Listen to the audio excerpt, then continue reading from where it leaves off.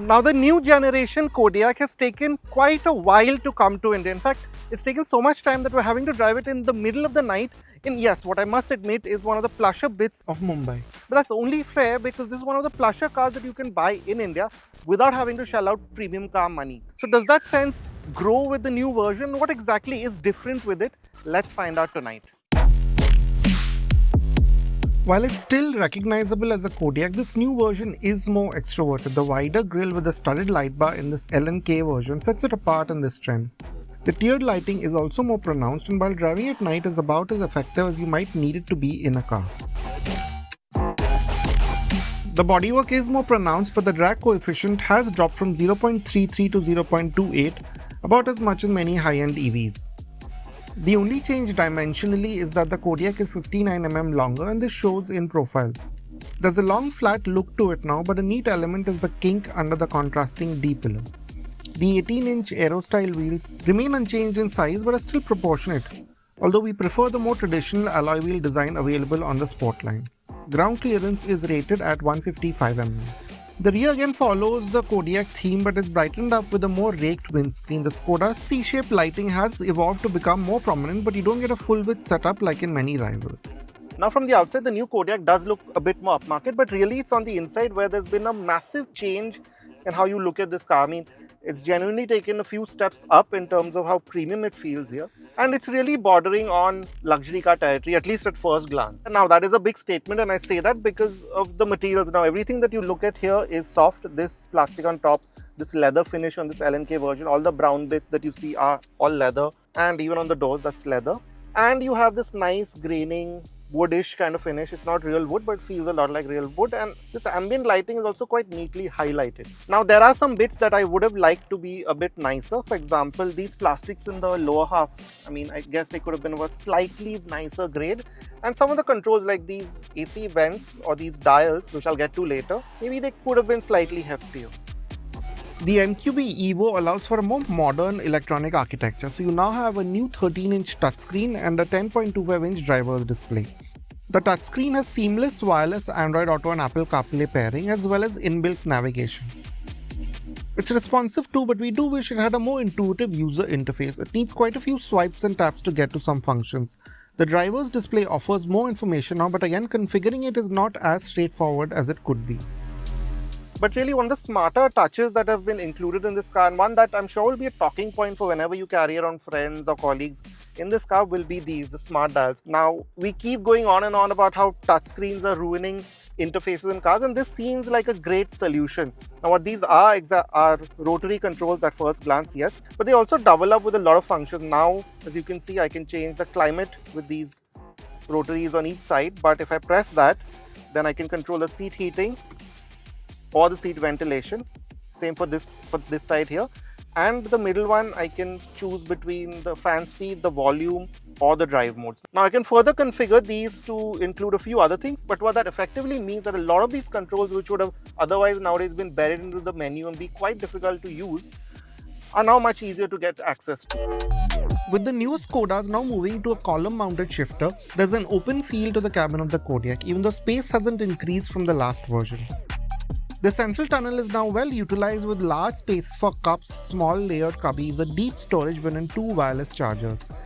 There's more good storage apart from this in the 2 glove boxes and large door pockets.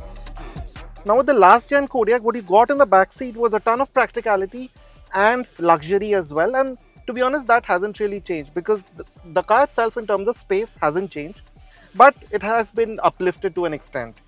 While I say that, one thing I don't quite like is the materials here. Now, they are of a lesser grade than what's in the front. There's no soft padding here, and the door bins, they don't have that felt lining, but I still get the nice ambient lighting and this kind of wood finish. Of course, I have the sunshades, which you can't really miss nowadays, and a big panoramic sunroof. Now, like I mentioned, coming to the space, not much has changed from the last gen model. So for me, for my height, I have a lot of space under the front seat to tuck my feet in. Quite a bit of headroom, I must say, although if you are 6 feet tall, then the edge might slightly brush, but otherwise it gives you a slightly more open feel from earlier. Maybe it's because of how the body is. It's probably become a bit more square. I don't know what it is. But anyway, it's still spacious in that sense. Now coming to the seat itself, it's quite comfortable like it always was. I have a good deal of thigh support, which is a bit of a rarity, I must say, in 3-row SUVs, but it's here.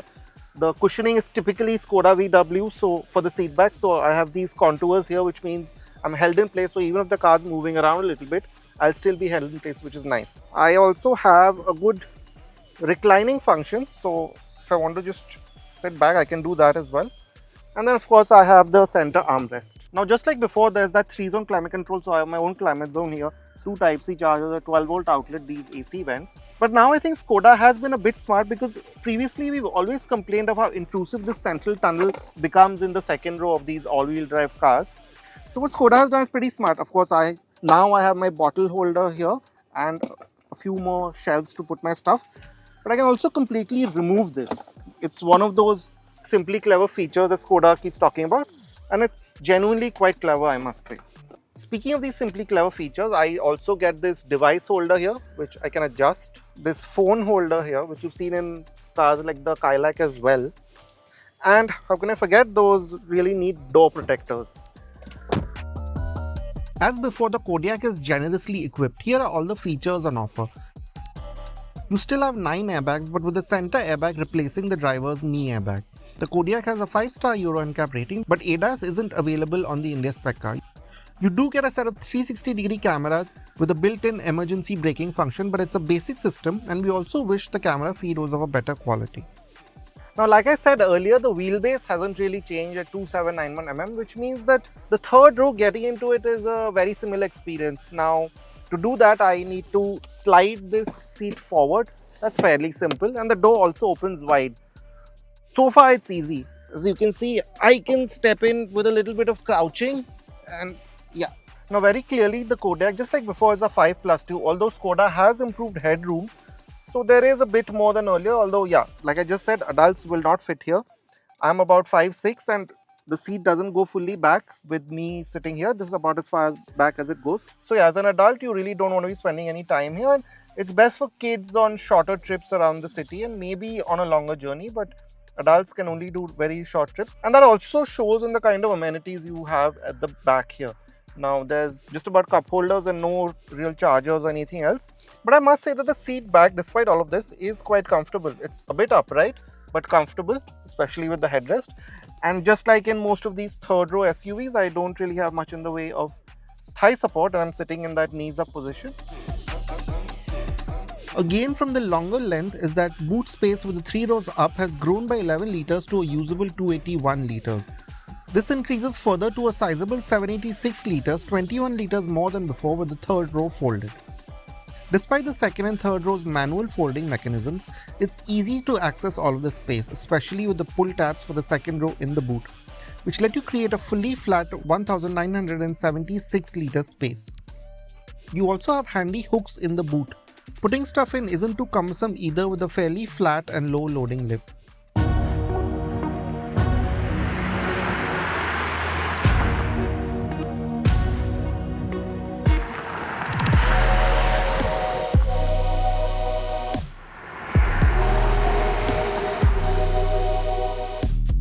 Now for the way the new Kodiaq drives, it won't surprise you to know that it's a familiar experience. So it's not a world of a difference from the previous car.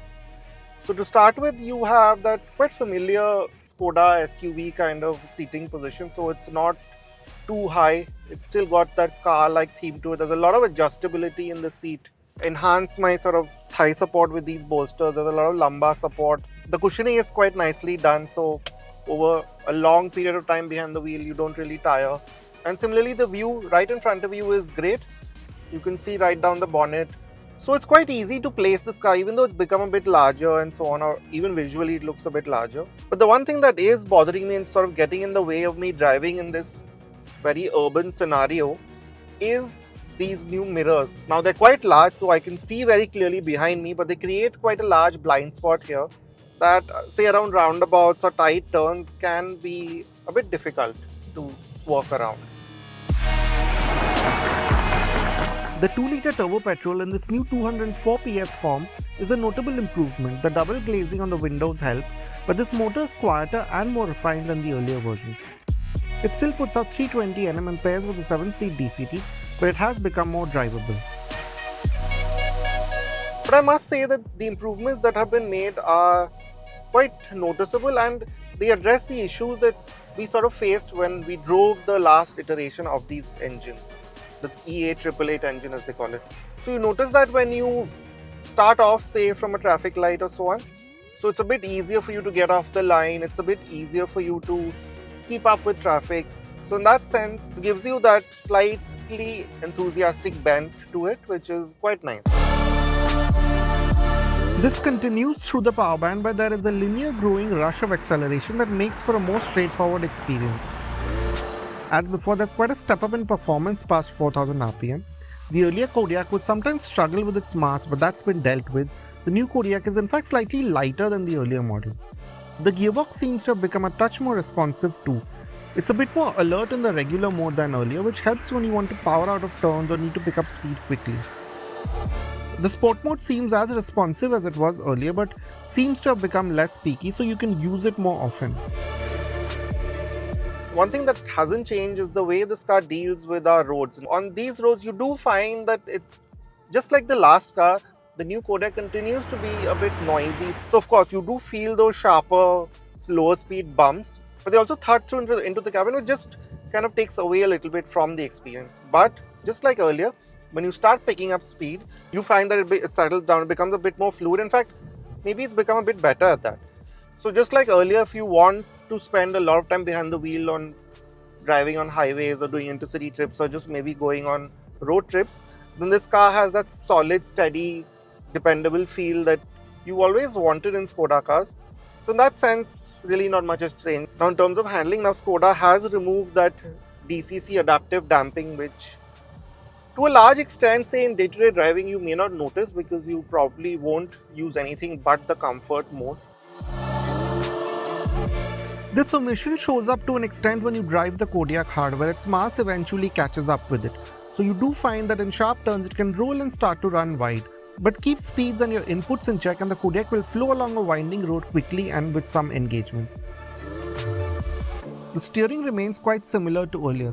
It's light enough in city traffic to not make the Kodiaq cumbersome and weighs up with a good degree of precision as you keep going faster, so there's good engagement to be had on that front too. It's not bad at all considering how big and high this SUV is. It's not bad at all. But just going with how the engine has become a little bit more enthusiastic, it could have done with, a bit of a tighter choice for you, at least in terms of the suspension setup. Now another small change that has been made over these older generations of these European-based Skoda cars is that the brakes are now a lot more progressive. Now we haven't tested them to see how effective they are compared to the earlier version, but just in daily practice, so to speak, it's a bit more linear. It doesn't have that sharp bite to it just at the beginning of its travel. So again, it's much easier to get used to if you're coming into these cars from something else. Expected to be priced from about Rs 45 lakhs ex-showroom, the new Kodiaq takes off from where the last one left off. Yes, it could have had a better resolved screen and some of the plastic quality isn't what it used to be, but the cabin feels more special regardless. The smoother new engine and the generally competent driving character continues to make this a true luxury car without the luxury price tag.